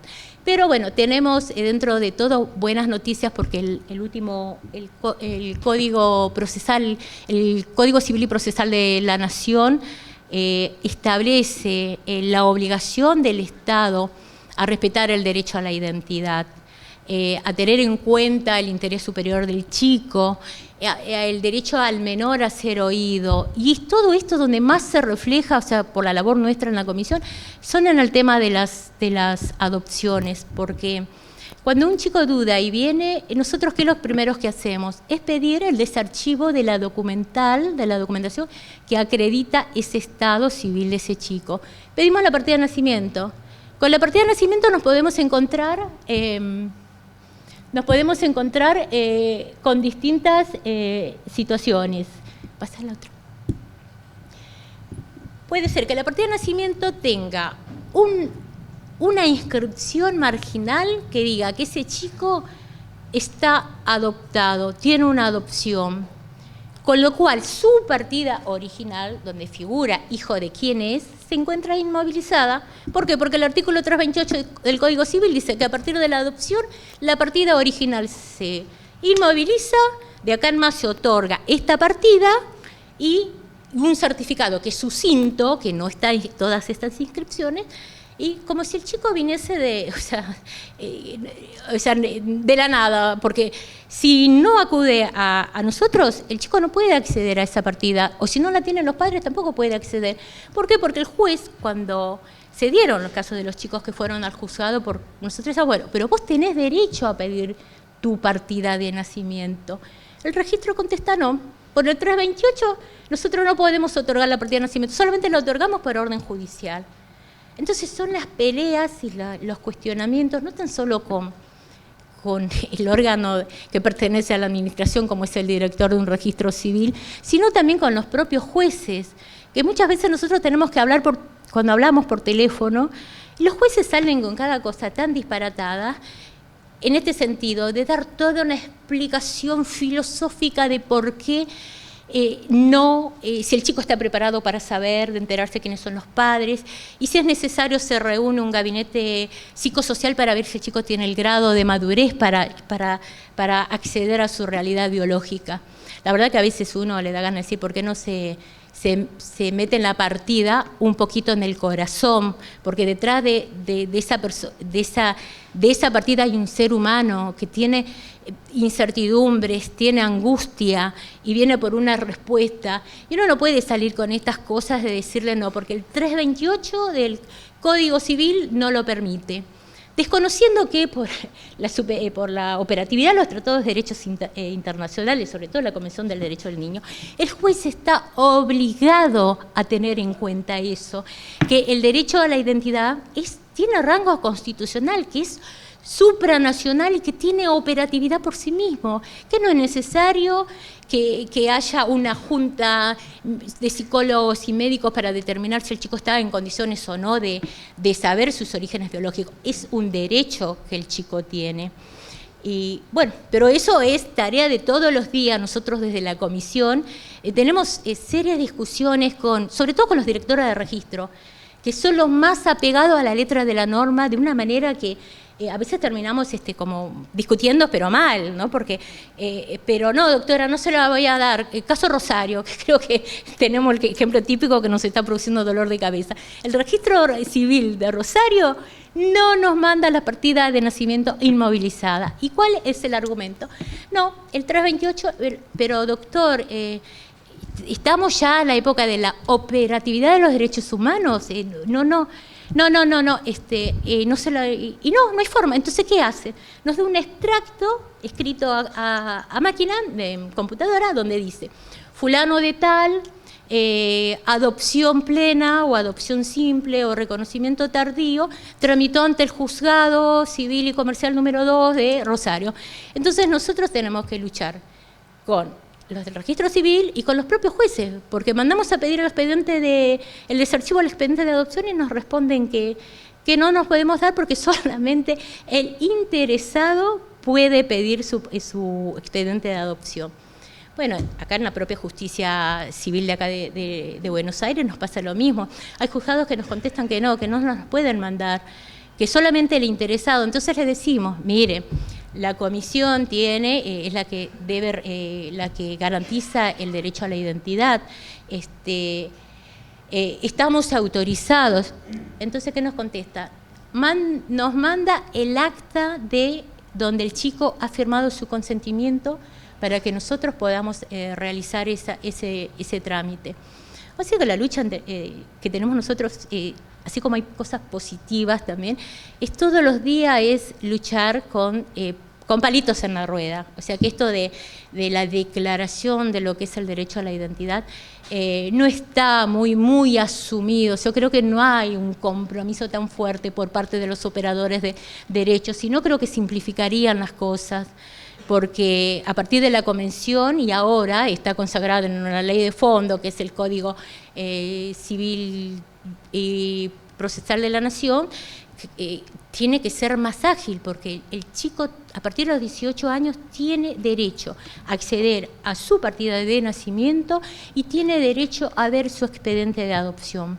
Porque no es que el chico vino de la nada, ante todo eso tuvo una mamá y tuvo un papá, y tiene, en todo caso, que él discierna si después qué hace, si tiene un contacto con eso, con esa familia o no. Pero es increíble cuando va un chico, y a veces nosotros nos llega el expediente de adopción y tenemos que darle una devolución a ese chico. Entonces, a veces el expediente no dice nada. Mamá, menor de edad, sin documento, no se la pudo ubicar para pedir el consentimiento, o muchas veces es un nombre común con un apellido común. Con lo cual al chico le tenemos que decir, mira, tu expediente de adopción está acá, tu mamá es fulana de tal, pero no tenemos modo de ubicarla porque no tenemos ni número de documento, ni ningún otro dato que permita la individualización y la ubicación de esa mamá. Entonces, ¿qué es lo que nos dicen los hoy jóvenes? Porque ya son jóvenes. Pensemos que la comisión tiene un periodo que va desde el 76 hasta el 81, que es la última denuncia de mujeres embarazadas desaparecidas. Pero acá hay un equipo que forma parte de la CONADI, que es el área de filiación y el área que investiga las secuestradas embarazadas, que se están dando algunos casos que lo estamos analizando, que son del 74, 75. O sea, que tenemos una limitación en el tiempo también. ¿Por qué? Porque el Banco Nacional, la comisión, lo que hace es ubicar a los familiares de todas aquellas personas que tienen denuncias de familiares desaparecidos, de mujeres embarazadas. Entonces, la sangre de esa gente está en el banco. Pero cuando se presentan casos que no son hijos desaparecidos o que son productos de tráfico o porque están anotados como hijos propios y que no hay manera de determinar su origen biológico, producida la pericia genética y nos da negativo, o sea, no tenemos otro medio como para, si no hay una mamá del otro lado que denuncie que en esa época fue víctima de sustracción de robo de bebé. Entonces también, o sea, nuestra tarea, así como tiene cosas lindas, el hecho de poder mirar a los ojos a un joven y decirle, acá encontramos a tu mamá y tenés hermanos, y también tenemos la otra cara de decirle que hasta acá llegamos y no podemos más, o sea, porque no hay modo, porque no hay documentación que respalde ese origen. Entonces es una tarea, nosotros tenemos una tarea grata en momentos, porque el hecho también de encontrar a los chicos, a los 120 chicos productos del terrorismo de Estado, nos llena de alegría, pero también tenemos otro gran universo que no tiene respuestas. Por ejemplo, en la actualidad nosotros en la comisión tenemos 9.931 presentaciones espontáneas. ¿Qué quiere decir eso? Que el joven que duda sobre sus orígenes biológicos se presenta a la comisión y dice, dudo por lo que dije recién, o porque no me parezco a nadie, o porque tengo un trato discriminatorio, o porque encontré un papel donde dice esto y hay una actuación judicial. Entonces, el joven se presenta voluntariamente y nosotros realizamos la tarea de investigación. Pero de estos 9.931 casos, acá no están incluidos los de filiación, que hay un área de la CONADI que se encarga de aquellos casos de chicos que resultaron ser hijos de personas desaparecidas, pero convengamos que en esa época muchos chicos fueron inscriptos por sus abuelos, por sus tíos, por una cuestión de preservar a ese niño, o bien fueron inscriptos con el nombre falso de los padres, porque en esa época, o sea, se utilizaba los otros nombres, entonces se inscribió como hijo de fulano y fulana, cuando realmente ese no era el nombre de la mamá biológica. Entonces, o bien también Alicia, no sé si vos te acordás cuando se sancionó la ley 24411 y funcionábamos en Moreno 711, que era el ámbito del Ministerio del Interior, y que nos dábamos con grandes sorpresas, la propia gente, después de años de peregrinar ante el mismo edificio donde estaba Arguindegui, ¿no? Iban a golpear las puertas y... Claro, y la misma gente, 20 años después, se presenta a pedir este derecho resarcitorio, y la gente llorando, o gente que daba vueltas una semana vuelta hasta que entraba. ¿Y qué hacía la gente? Lo primero que hacía era llorar, porque después de 20 años de lucha, en el 90, había un espacio en común, donde podían decirse, pero yo te acordás, nos vimos en la plaza, y ahora estamos acá pidiendo un beneficio indemnizatorio. Yo me acuerdo que en esa discusión que vos decías que la ley resarcitoria establecía un límite que era desde el 24 de marzo del 76 al 83, ¿qué hacíamos con los que estaban fallecidos? ¿Te acordás? Los muertos en la época del terrorismo, que tuvimos también que pelear para incluirlos, para incluirlos dentro.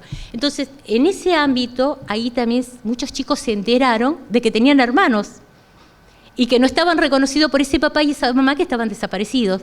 Entonces se realiza, acuden a la comisión a realizar el juicio de filiación.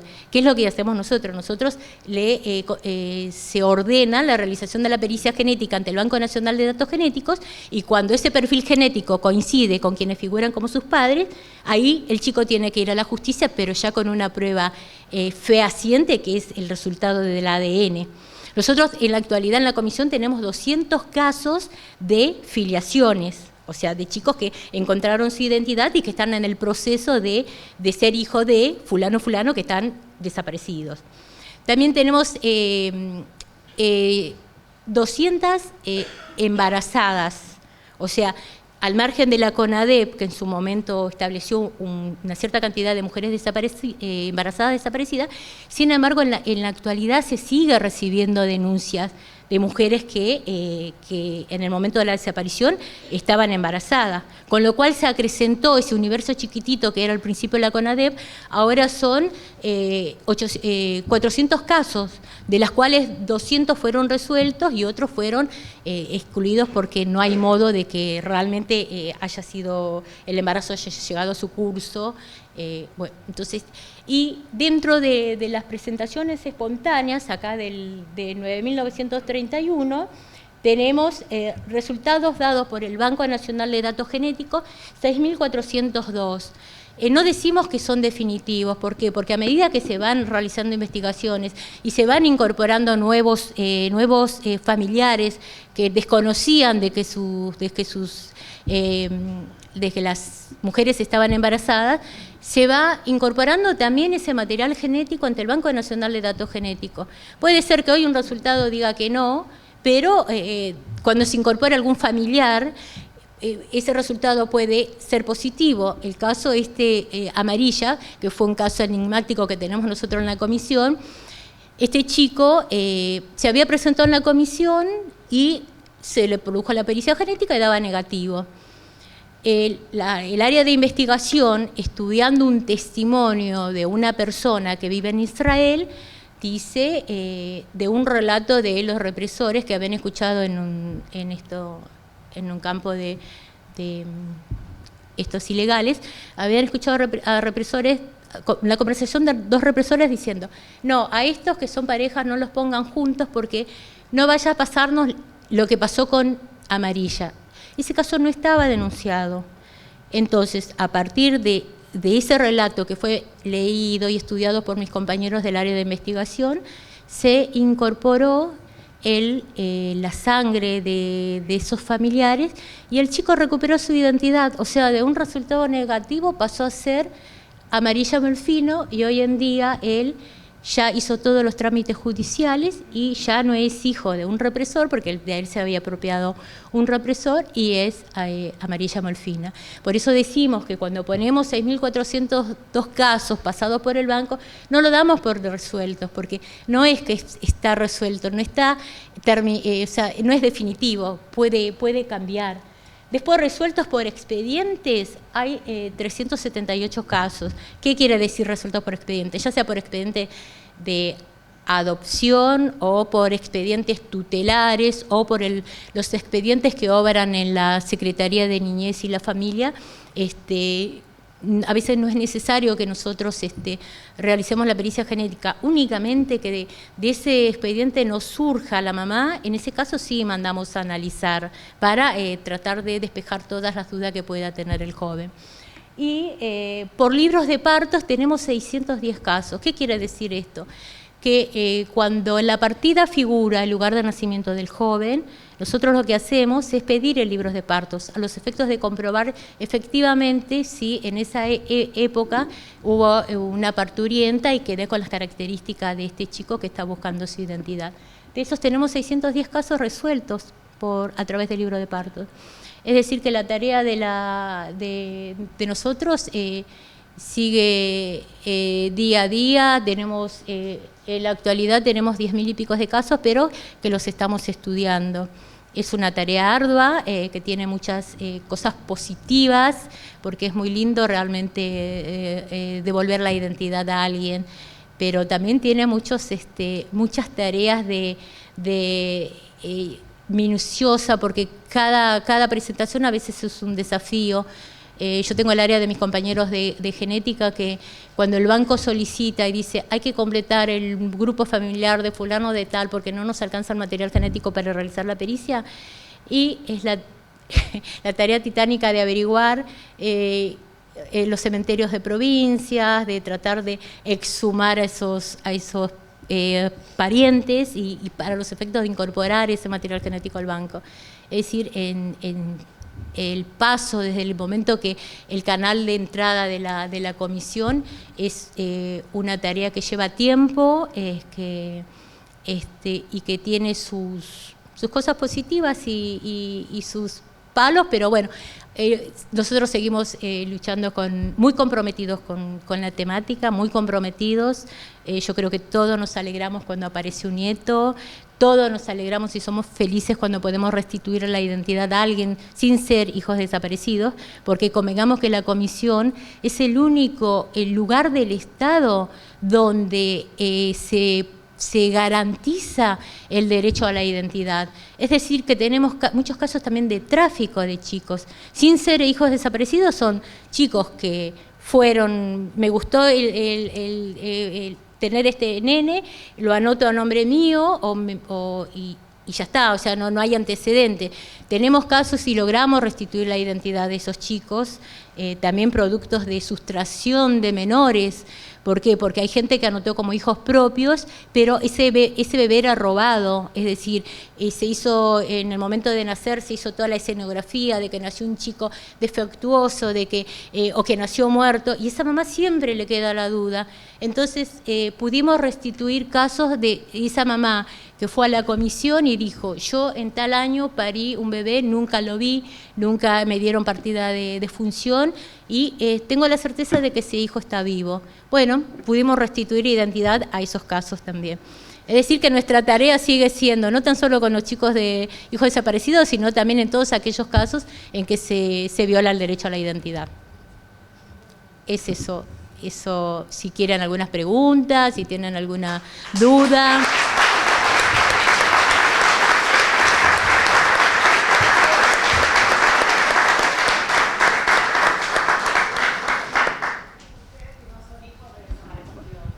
No, nosotros no sabemos que no son hijos de desaparecidos.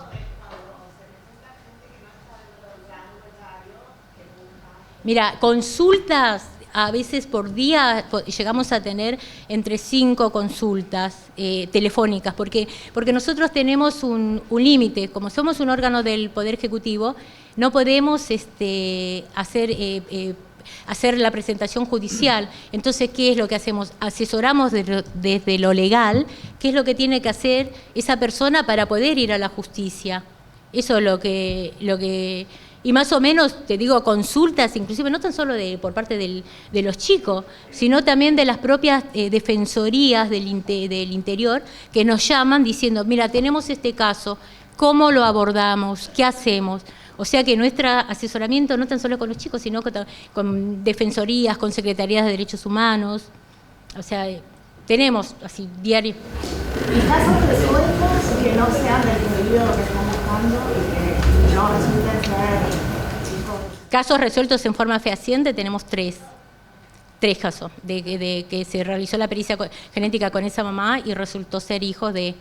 o sea, porque también tenemos el otro problema, que si esa mamá no hace una denuncia, ¿entendés? Nosotros no podemos incorporar por motus propio a esa persona al banco, porque por el otro lado nosotros también tenemos un deber de confidencialidad de todo lo actuado con el joven. Entonces necesitamos pedirle una autorización al joven si él quiere que su sangre se analice con esa mamá que se incorpora al banco. Entonces, ¿cuál es nuestro asesoramiento? Que vaya a la justicia y que sea el juez el que ordene que se incorpore esa sangre al banco. ¿Mm? No, por favor. ¿Qué tal? Buenos días. Hola, ¿qué tal? Mi nombre es Silvina Sotelo, yo soy apropiada. Mi nacimiento fue inscripto en abril de 1968 en La Plata, judicialicé. Tengo un fallo del Juzgado Civil número 6 de La Plata que quedó firme en el año 2012. Sí. Hice una presentación civil solo por el derecho a la identidad.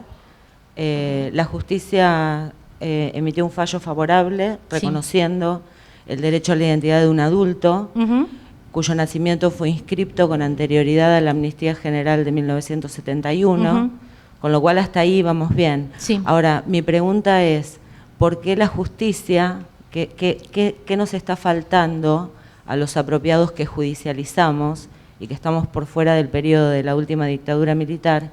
¿Qué herramienta nos está faltando para que la justicia sea la que nos indica que para resolver nuestra identidad o poder llegar a ejercer el derecho a la identidad de origen, tengamos que recurrir a la CONADI o a algún otro organismo que la justicia, que es el Estado, nos indique?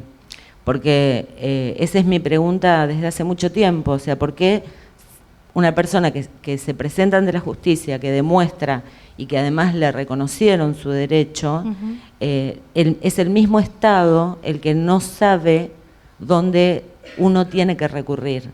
Mira, la experiencia nuestra en relación a esos casos Gracias. que no están dentro del rango es que tiene que haber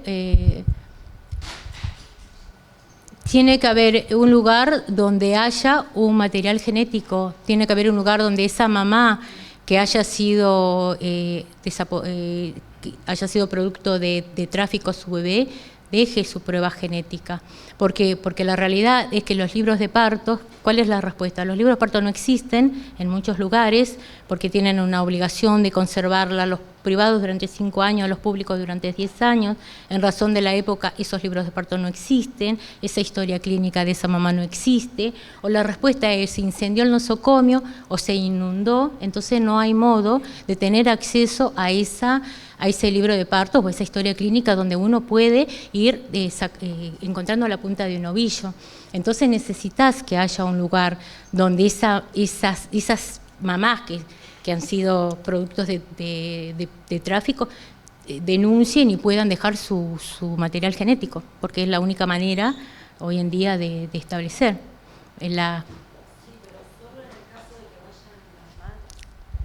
Pero mi pregunta es, ¿solo en el caso de que vayan las madres? O sea, ¿por qué no al afectado? Yo estoy buscando mi familia de origen. ¿Por qué no puedo? Yo tengo mi ADN hecho, lamentablemente, en un lugar privado donde, Perdón, más allá de que tu sea ADN privado. ¿Tu ADN con quién se comparó? Con lo que supuestamente Hasta son ahora, tus padres. Lo que supuestamente primero con los padres que figuraban en la partida para demostrar que no son tus padres. Que el vínculo biológico no existía, como decía la partida erróneamente, falsamente. Sí. Y después, los cotejos con posibles familias, hasta ahora llevo 11, Sí. y los tuve que hacer todos de manera individual, con una búsqueda individual, con todo lo que eso implica, y además, obviamente, asumir el costo Claro. de las partes. Pero digo, a mí lo que me llamó la atención, y todavía pregunto, y por eso digo, esto no es una crítica constructiva. Sí. ¿Qué herramienta le falta al Estado? ¿Qué herramienta le está faltando al Estado para que a través de la justicia, para las personas que judicializaron su caso de apropiación, en el periodo que sea, tenga un organismo donde recurrir? Por ejemplo, en mi caso, dejaría mi muestra yo como afectada, y si algún día una madre que busca un bebé de la década del 60 ingresa en ese banco, la muestra ya está. Porque bueno, o sea, yo no sé qué puede pasar, incluso tengo hijos, con lo cual esto no es mío solo, sino que ya también es de mis hijos también. Vos misma se estás dando la respuesta diciendo un banco. Si Claro. en ese caso esa mamá hace una denuncia y deja su muestra, a futuro se coteja con todos esos chicos, como pasa en la CONADI, sus familiares desaparecidos dejaron su muestra de sangre, cada vez que se presenta un chico, se coteja ese ADN del banco con ese chico y da positivo o negativo. O sea que vos misma te estás dando la respuesta. ¿Mm? No hay de qué. Sí. Un hijo, Sí. robado un hijo, en marzo del 78, con lo cual estoy dentro del rango de tiempo.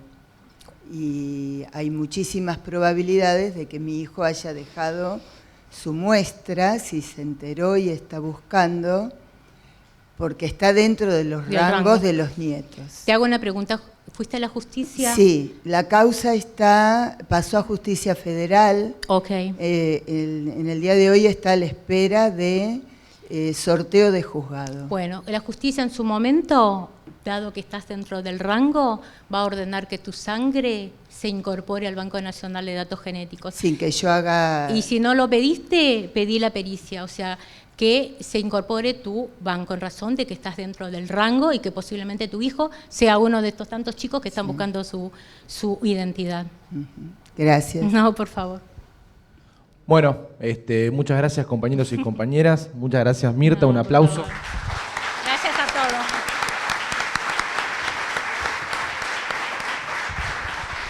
Y nos volvemos a ver el miércoles que viene de 10 a 13 para continuar con el curso. Gracias. ¿Cómo estuve? Adrián, sí, ya sé que te llamas por mí. ¿Cómo estuve? ¿Cómo estuve?